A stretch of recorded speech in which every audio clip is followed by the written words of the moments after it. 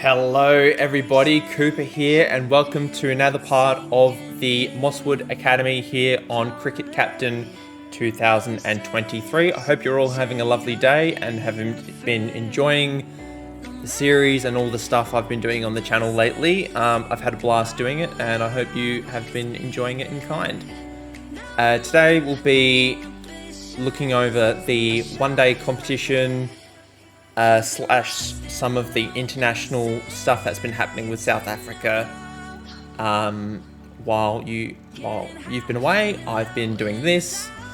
Let's check it out now. We played... That's not it. We won this competition once again fairly comfortably, with a much lower net run rate compared to recent years. I wish I could go back and look at previous years' sort of tables and stuff, but unfortunately we can't do that. It's just not a thing that we can do. But as you can see, Easton's ended up getting relegated. They got promoted from Division 2 and they've gone straight back down. So they'll be in Division 2 next season. And for Division 1, it was Limpopo, I believe, that got promoted, if I remember correctly. Yes. So they did a really good job in that playoff against Free State, and they also finished top of the group stage as well. But if we go and have a look at the stats, we did a fairly good job this time around. Kurtzen was good without being outstanding. De Villiers was probably our best bat. Got the 594 runs at an average of 74.25. Daniels was good. Batted, I think, at 5. Actually, he might have been batting at 6. I can't remember. But he averaged 61.80. Decent strike rate. Very happy with his output. Ferguson opened a couple of the matches. I did make a few changes with him. I think I either dropped him for somebody. I can't remember who was the other. It was Ferguson and De Villiers, but then I can't remember who the other opener would be. It was Williams. Williams might have been the other opener. Actually, no, it wouldn't have been Williams. I can't remember. We'll look at the score sheets eventually and we'll find out together. But he only played a couple of games after being pretty good in the first class stuff and the T20 stuff. Graham Smith Jr., 474 runs at an average of 79 at a very good strike rate, was pretty good. Williams was good with the gloves, kept well, batted well, did his job. Cilliers was sort of there, served as our fifth bowler, batting at 7. Took 14 wickets at 30, got 136 runs at 27. So we can't really complain with his output. I wish his batting would have been a little bit better, but I'm not really expecting too much from him because I sort of think his stats I think he's worse than what his stats show. I think his stats get somewhat inflated when he plays in our team. So, for example, if we go 14 when he plays for Joburg, he's got an average of 10 at T20. Now, I don't necessarily think he's that bad, but I don't think he is averaging 51 at first class.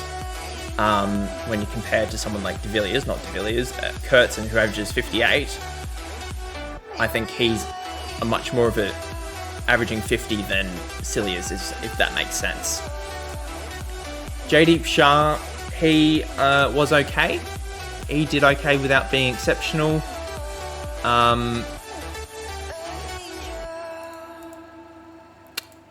It does not say his stats for us. Why was it not showing? Has he not played for us, apparently? Oh, I know why. Because I'm looking at MI Cape Town, not actually the Mosswood Academy. That would make more sense. Let's try this again.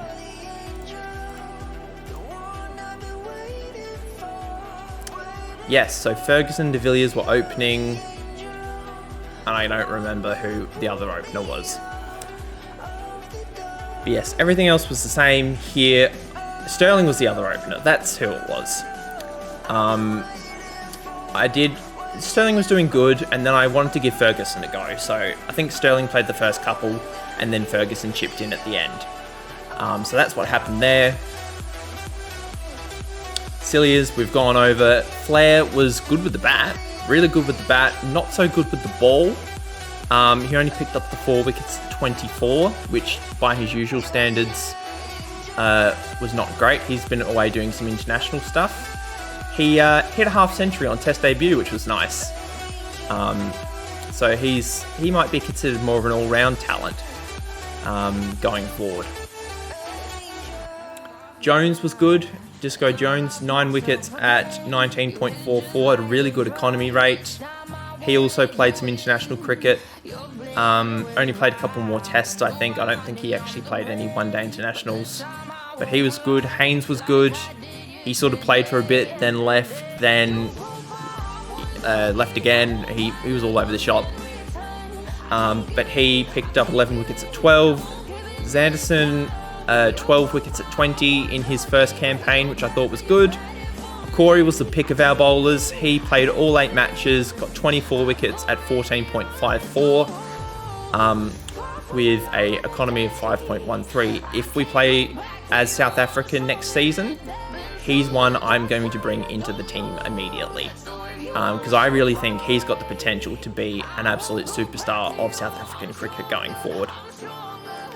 And then Drake's played 2 games, and picked up 1 wicket at 90. He was not very good. So, yeah, our bowling lineup was not as consistent as our batting lineup.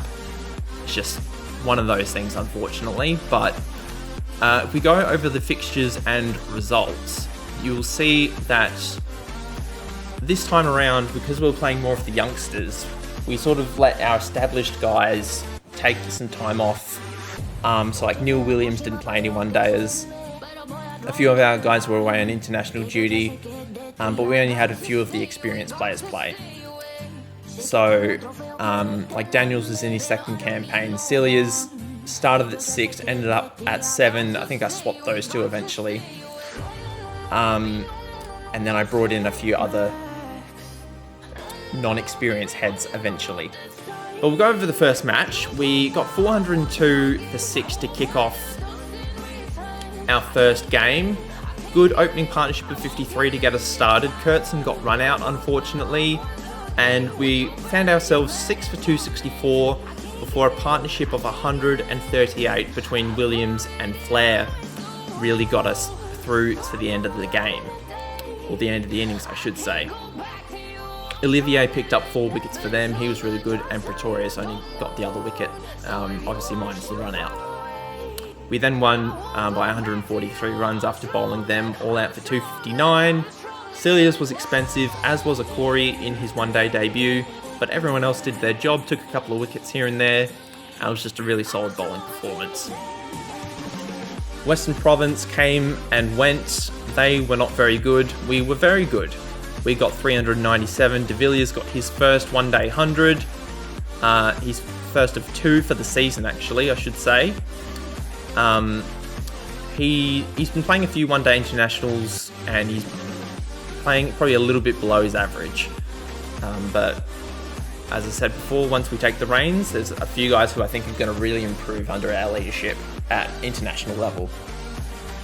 Really strong opening partnership, this one, between Sterling and De Villiers. Kurtzen, funnily enough, got run out again in this match. And then everyone else sort of chipped in with a little bit here and there. But yeah, we got close to 400, and they never really looked like getting close in this one. Corey took 6 for 22, which I think is our best one-day bowling figures in the save file so far, so that was really good. But he's been a really good sort of second and third bowler, probably third and fourth bowler, I should say, not second and third. Because I opened with Zanderson and Jones most of the time, and then Bradfield and Corey for a portion of the season as well. Dolphins then came around, we bowled them all out for 243 opening up. Ackerman just ran out of partners, unfortunately for him. They were 5 for 119 with the Zwain and Ackerman partnership. That got to 6 for 204, and we eventually just wore them down and got them all out for 243. Jones picked up 4, Okori picked up 4, and Celia's got the other 2.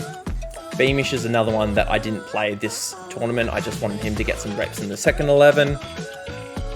So we'll bring him back into the first class stuff. And we might even play him in the SA20 competition. But we chased this down fairly comfortably. We did lose a few wickets over the course of the match, but nothing to really complain about. We then smoked Lions by 223 runs. Smith Jr. and Daniels both got really good hundreds. Smith Jr. got run out on the last ball of the innings, eventually breaking a 235 run partnership for the 4th wicket. De Villiers and Kurtzen both got half centuries, and Sterling, I think this might have been the match that I let him go. But yeah, 436, really good total, and then we bowled them all out for 213. We did have them 3 for 38 at one stage. Klassen was the really, and Wies I should say, were the 2 batsmen that really kept them alive, but they never really looked like chasing down our total. Boland was next victim, I suppose. 366 for 9. We were looking fairly comfortable at 3 for 195, but then we lost a couple of quick wickets, and Daniels and the tail did a little bit before Daniels got out for 98, got clean bowled, which was a little bit disappointing, but that's okay. We didn't have any century makers this time around, and then we bowled them all out for 165. Celia's picked up 4 for 31. Even bowled a maiden. Jones was amazing. After coming back, he bowled 3 maidens, 2 for 22. And Zanderson was also very good, 2 for 16 after 5.3. Northwest Dragons were next, 395. We got in this match. De Villiers was great with 145 off 96, including 12 sixes in that knock. Paul Richardson, who used to play for us for MI Cape Town, we smacked him around the ground in this match. He picked up 3 for 82. Okori got a half century, which was great, but he's had a fantastic start to his career. I look forward to using him more and more as his career goes on. Kurtzen picked up a half century, but apart from that, nobody else really chipped in. It was just sort of one of those innings where there was one big innings and a few little helpers along the way. We then bowled them all out for 213. Okori picked up 3, Zanderson picked up 3, Haynes picked up 2, Celias and Flair picked up 1 each. Not much to write home about in this one. We then had the final group stage match against Easterns. We bowled them all out for 206, with Pretorius the only one getting a half century. Haynes picked up career best figures of 6 for 46. I think his last over was actually quite expensive, so those figures actually could have been a lot better. But we chased this down. Solid opening partnership. De Villiers and Ferguson both got half centuries. Smith and Daniels did a great job finishing off the total. And the final, we batted first, and we were bowled all out for 286. We were 5 for 261, and then the wheels fell off, and Graham Smith Jr. ran out of partners, 114 not out. So that was I was a little bit concerned when we got bowled out for such a relatively low total for us, and it was getting quite close. They were 7 for 254, 6 for 254, and we eventually did get them all out for 263. Okori picked up 5 for 38 in the final. Celias was a bit expensive, but apart from that, everyone else sort of did their job and bowled okay.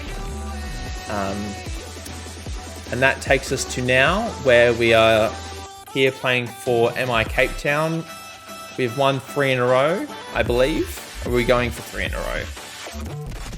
I can't remember. We've won 3 in a row.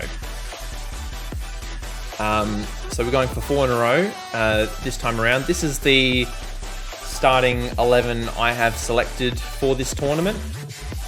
This obviously is subject to change should anything happen throughout the tournament. So we've got a few names here that are of obviously high quality, but are just missing out for various reasons. So we'll go with this for now.